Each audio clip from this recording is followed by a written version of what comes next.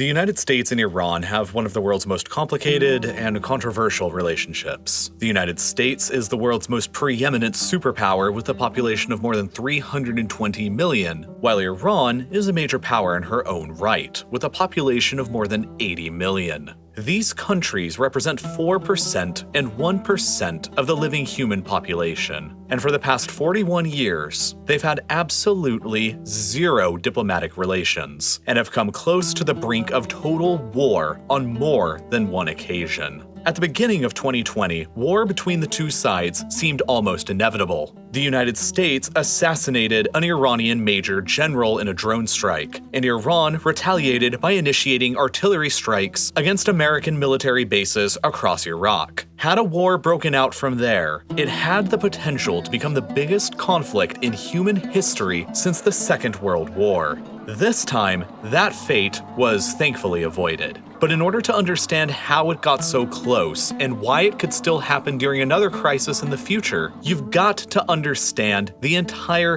history of the conflict between America and Iran so far. And that story begins back before the start of World War II.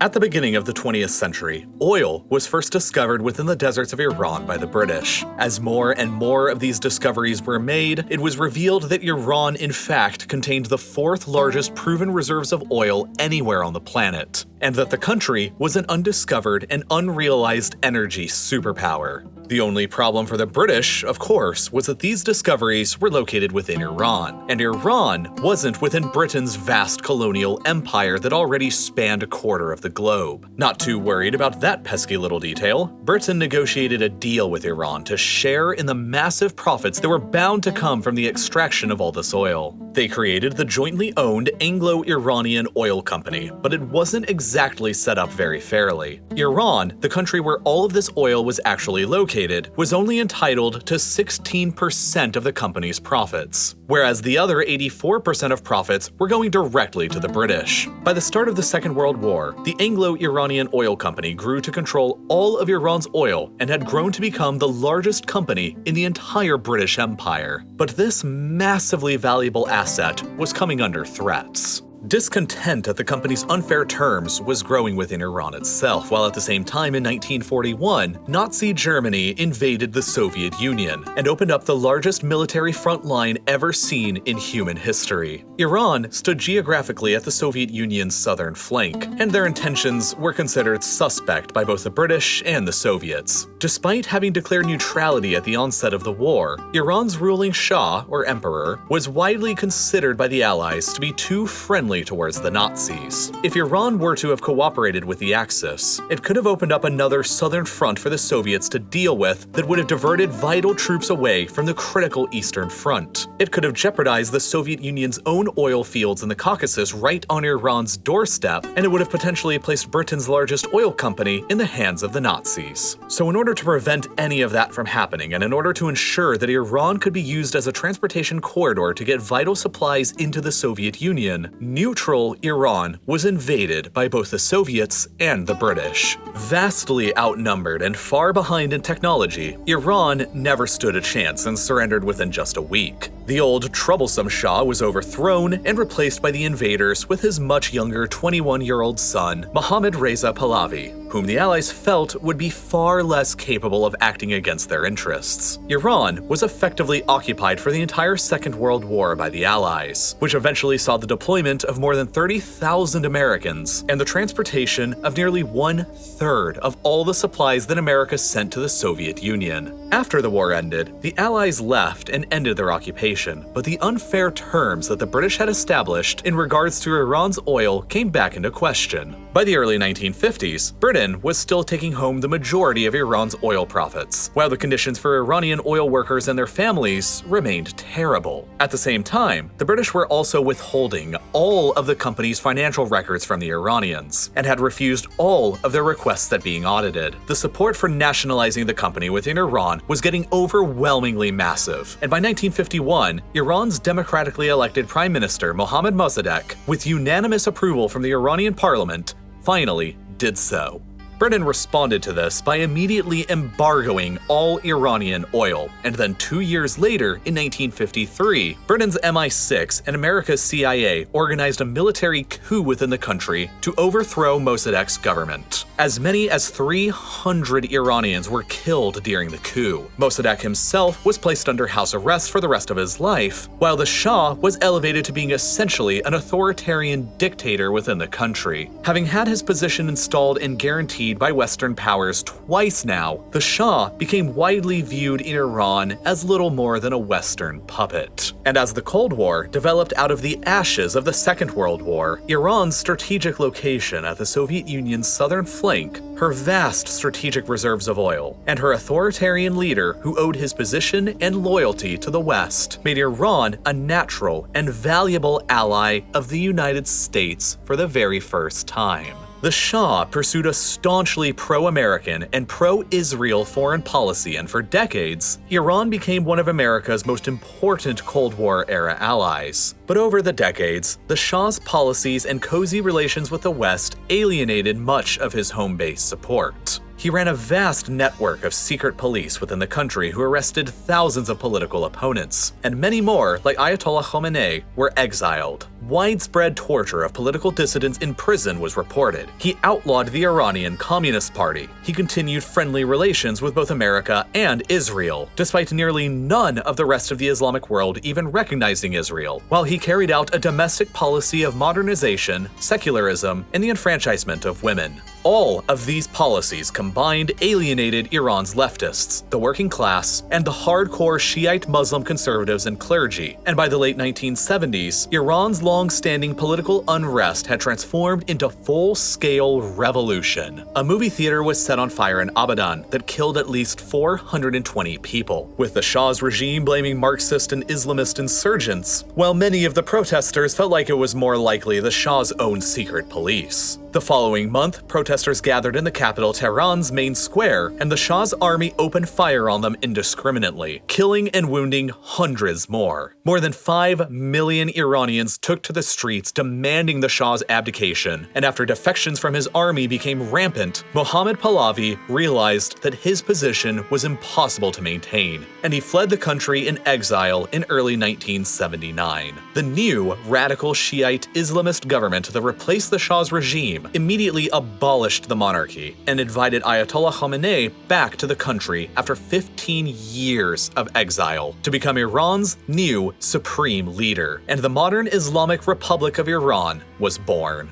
And this new Iranian regime was radically different from the one that it preceded. It was a totalitarian Shiite theocracy that was staunchly opposed to the United States and Israel, and mass executions and purges of political opponents and members of the former regime were almost immediately carried out. To the United States and the rest of the world, Iran's Islamic Revolution came as an enormous shock. Almost overnight, Iran had flipped from being one of America's most important Middle Eastern allies to her greatest Middle Eastern enemy. After the Shah was overthrown, the United States welcomed him into their country for a cancer treatment operation, and the new Iran demanded that he be extradited back to stand trial for the crimes that he had committed throughout his reign against the Iranian people. Knowing that his return would mean a certain execution, the United States rejected all of Iran's demands, but that did little to dissuade Iran's revolutionary paranoia. Since the Shah was actively inside America, and since Western powers had already initiated 2 previous coups in the past to install him over the will of the Iranian people, the paranoia was widespread that America and the CIA could be plotting yet another 3rd coup attempt from within their embassy inside Tehran. And so, in November of 1979, thousands of Iranian revolutionaries and students stormed the American embassy and took 52 American diplomats and civilians as hostages.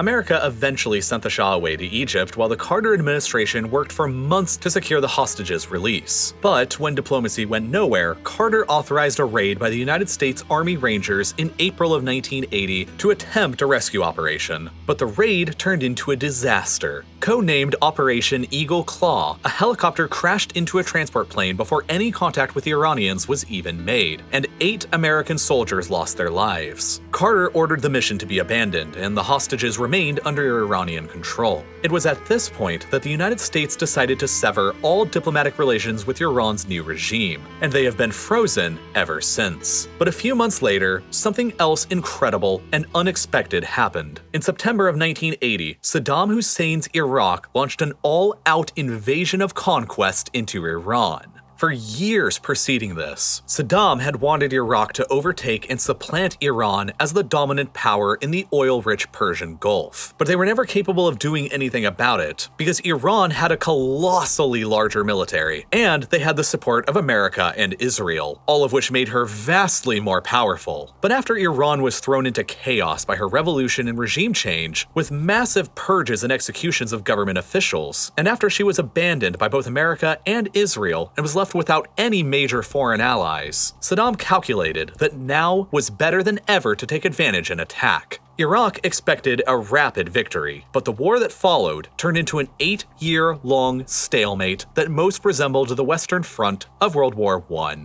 After the massive Iraqi invasion, Iran was forced to reevaluate the American hostage situation, and they agreed to release all 52 back into U.S. custody after holding them for 444 days. America levied heavy economic sanctions upon Iran as a consequence, and then began heavily supplying Saddam and Iraq in their war effort that they hoped would destabilize Iran even further. The Iran-Iraq War would ultimately prove to be one of the largest and the bloodiest of the 20th century's second half, with as many as 400,000 Iranians losing their lives across the front line, owing in part to the widespread deployment of chemical weapons and landmines from Iraq, who is being heavily supplied and supported with conventional weapons by the United States. Throughout the war, the US contends that Hezbollah, a Shia Islamist militia organization operating out of Lebanon who is a client of Iran, carried out multiple anti-American terror attacks across the region. In 1983, they carried out a bombing of the US embassy in Beirut, which killed 17 Americans, and later that same year, they carried out another massive truck bombing attack against the barracks of a military compound in Lebanon, which killed a further 241 American and 58 French soldiers. These events and others contributed to the United States placing Iran on their state sponsors of terrorism list the following year in 1984. By April of 1988, the Iran-Iraq War was still raging, and Iran had mined a large section of the Persian Gulf in order to counter the Iraqi Navy. An American frigate who happened to be passing through struck one of these mines and became severely damaged and almost sank, but with no loss of life. Regardless, America decided to initiate a retaliatory attack against Iranian targets and initiated Operation Praying Mantis. It was the largest U.S. naval combat operation seen since the Second World War. And it saw 2 American surface groups launching coordinated strikes that blew up 2 Iranian offshore oil platforms and sank 6 of their warships. The attack destroyed or severely damaged half of Iran's entire fleet and killed 56 Iranians, while resulting in only 2 American deaths. Just 3 months later, in July of 1988, an American cruiser strayed into Iranian territorial waters and received warning shots fired from Iranian speedboats. At the same time, Iran Air Flight 655, that was taking its normal flight route above from Tehran to Dubai and was at this point flying over Iran's territorial waters above the Strait of Hormuz. The American cruiser misidentified this commercial aircraft as an Iranian fighter jet and, assuming that they could have been under attack, they launched a missile that targeted and then completely destroyed the whole plane. There were 290 people on board that flight, and 254 of them were Iranians. None of them survived the missile strike, and it was the deadliest aviation shoot-down incident in history until the horrible shoot-down of Malaysia Airlines Flight 17 over Ukraine by pro-Russian rebels more than a quarter century later. These deadly events between both sides sharply escalated tensions between America and Iran, and each felt that the other had done grievous harm towards them. In 1995, the Clinton administration enacted a total embargo on all dealings with Iran by any American-based company, which effectively killed all trade between both countries. In 1996, the Iranian client Hezbollah carried out yet another terror bombing strike against a U.S. target in Saudi Arabia, this time killing 19 American Air Force personnel and wounding nearly 500 100 others. And then, 5 years after that, came the September 11th attacks. Just 4 months after 9/11, US President Bush made his Axis of Evil speech, in which he lumped Iran, Saddam's Iraq, and North Korea all together as an axis of evil conspiring against America. Just a little more than a year after that speech, the United States used the pretext of Saddam possessing weapons of mass destruction to invade Iraq and completely toppled his regime in around a month. No weapons of mass destruction were ever uncovered, and the message sent to both Iran and North Korea was clear as day. It was either develop nuclear weapons, or you would be next. North Korea managed to successfully test an atomic bomb just 3 years after the American-led invasion of Iraq, while Iran hastily carried out their own nuclear weapons research as well. However, the United States made it clear that a nuclear-armed Iran would never be tolerated, and a combination of sanctions and diplomacy were used for years to try and convince Iran to stop. By 2015, the Obama administration had successfully negotiated the Joint Comprehensive Plan of Action, better known colloquially as the Iran nuclear deal.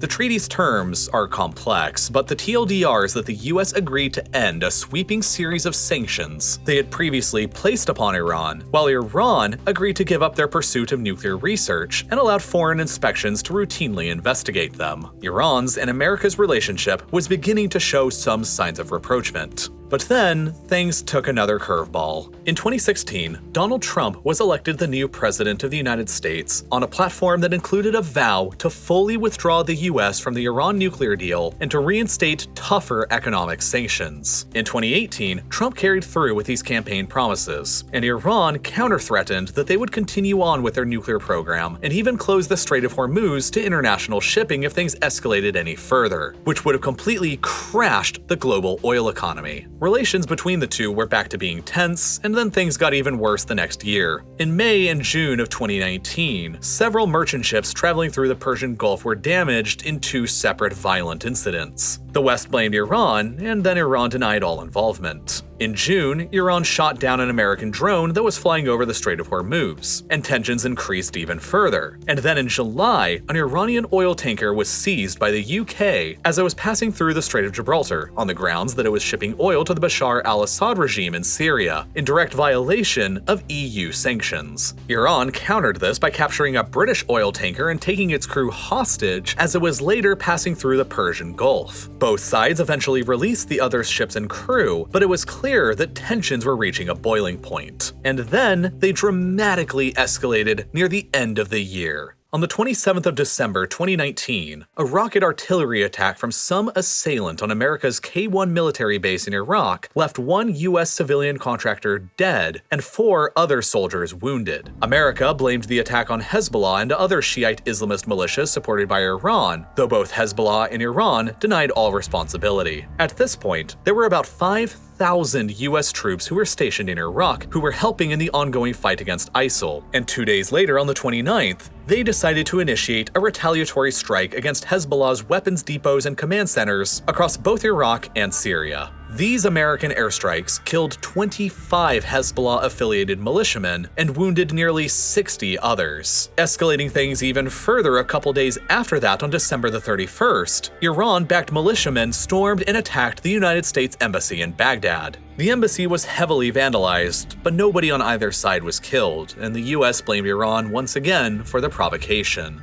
And then came the 3rd of January 2020, when the already high tensions skyrocketed to levels never seen before. Qasem Soleimani, an Iranian major general widely believed to be the second most powerful figure within the Iranian regime, had just arrived in Baghdad on a flight. He was scheduled to meet with Iraq's prime minister later on in the day, but as he departed the Baghdad airport in a convoy of vehicles, a US drone that had been hovering nearby overhead fired a series of missiles that completely destroyed them. This missile strike had been personally authorized and ordered by President Donald Trump himself, and resulted in the deaths of Soleimani and 9 others. This event profoundly changed the crisis between Iran and the United States. It was the first time that America had assassinated a major military leader of a major foreign country since the plot to kill Isoroku Yamamoto of the Japanese Imperial Navy back in 1943, who had been the mastermind of the Pearl Harbor attacks. 2 days days later, Iran announced that it would no longer abide by any of the terms of the 2015 nuclear deal and demanded that Iraq remove all of the American presence from their country. And then, on the 8th of January, 5 days after Soleimani's death, Iran launched its own retaliatory strike against America. Codenamed Operation Martyr Soleimani, Iran initiated multiple ballistic missile strikes against 2 US military bases within Iraq, and the entire world held its breath. This was the closest that America and Iran had ever come to full-scale war, and the crisis could have easily escalated into that. America had already rapidly deployed thousands of soldiers to the Persian Gulf from the US East Coast in the days between Soleimani's death and this Iranian artillery attack, but thankfully, nobody was killed by it. The bases experienced significant damage to buildings and infrastructure, but everybody present remained alive. And this was sort of a godsend because it gave both Iran and America the opportunity to de-escalate without losing any face. Iran got to look strong and powerful by firing rockets at American targets, and without any casualties, America was given the option not to retaliate, which is what they chose to do. Unfortunately, though, tragedy still managed to find a way to strike. While Iran likely designed the attack intentionally to not cause any American casualties, Iran didn't necessarily know that the US wasn't going to retaliate, and their anti-air batteries across the country were on high alert for any kind of response. One of these missile batteries detected what they believed to be an American cruise missile on their radar, and they opened fire on it with 2 surface-to-air missiles. It turned out that the target wasn't a cruise missile at all, but was just a regularly scheduled commercial airliner that had just taken off from Tehran International Airport mere minutes before.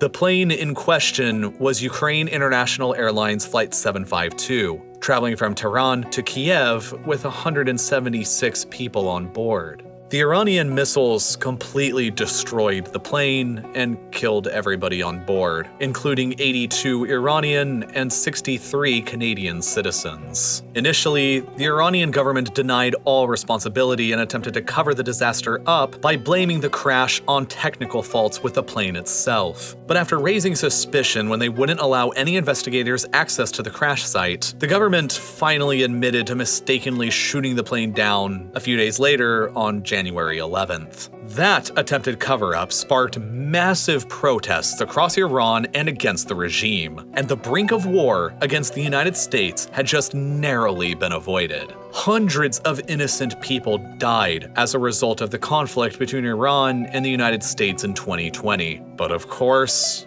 it could have always been far worse. Had the conflict escalated by any number of countless different ways, all-out war could have broken out that would have resulted in the deaths of many, many more. I only hope that peace between my country and Iran can be maintained in the future, but at the same time, I'm aware of how precarious this peace is and the history behind all of this, and I'm fearful that one day in the future, we might not get as relatively lucky as we did at the beginning of 2020. This video was originally released on Nebula as a part of my exclusive Modern Conflict series nearly 4 years ago in September of 2021. A lot has happened between the United States and Iran since then, which is why I decided to release this video on YouTube now. I'll be making videos about the current changes in the US-Iran conflict very shortly. But in the meantime, if you'd like to help support my channel, the best way that you can possibly do so is by signing up to Nebula, where you can watch nearly 50 other exclusive episodes in my Modern Conflict series right now that'll give you further context behind the major events that are shaping our world today. You can watch other episodes in this series that I've created on Nebula that cover the Hamas attack on Israel on October 7th, Israel's subsequent invasion and campaign of annihilation of the Gaza Strip, and the civil wars in Lebanon, Yemen, and Syria that have all so deeply affected the ongoing crisis between Israel, America, and Iran today. This episode, covering the history of the US-Iran conflict prior to 2021, initially had some graphic details and scenery that needed to be edited out to make it appropriate for YouTube so that it wouldn't be demonetized and age-restricted, as every other episode in the Modern Conflict series would be. That's why the whole Modern Conflict series is exclusively on Nebula in the first place. But the best part about Nebula is that it's jointly co-owned by myself and hundreds of other independent creators to make the projects that we're all deeply excited about without any fear of being censored or demonetized like we are on YouTube. And that's why there's tons of other new unique content on Nebula that's coming out all the time that you'll also love. Like Bobby Broccoli's new full-length documentary 17 Pages that covers one of the largest scientific controversies of the 20th century. Neo's Underexposure series that includes episodes on how the Osama bin Laden raid in Pakistan was carried out, and the Kuwaiti oil fires during the first Gulf War.